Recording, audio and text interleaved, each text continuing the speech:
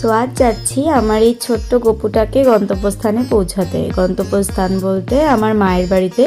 তো মায়ের গোপালটা আমাদের কাছে ছিল, হোলির আগের দিন ভাই নিয়ে এসেছিলো আমার বাড়িতে। তো সেই জন্য মায়ের গোপালটাকে মায়ের কাছে পৌঁছাতে যাচ্ছিলাম।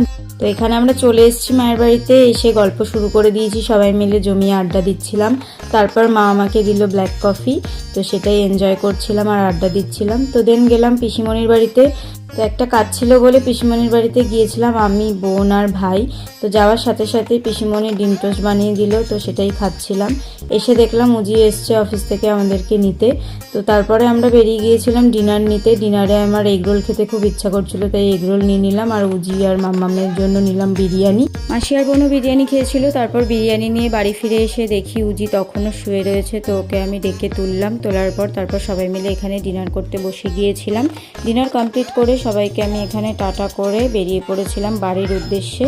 আর মা এখানে বাপি আর মেশোর জন্য বিরিয়ানি গুছিয়ে দিচ্ছিল। তো এখানে আমি বাবাকেও টাটা করে দিলাম। তারপর আমি ক্যাব বুক করেছিলাম। উজি একা বাইকে ফিরবে আর আমরা চারজন যেভাবে এসেছিলাম ক্যাবে করে সেভাবেই ফিরবো। তো অলরেডি এখানে আমাদের ক্যাব চলে এসেছে, আমি উঠেও পড়েছি, মাকে বাই করে বেরিয়ে পড়লাম। তো আজকে ব্লগটা এখানেই এন্ড করছি। সবাই খুব ভালো থেকো, দেখা হবে নেক্সট মিনি ব্লগে। বাই।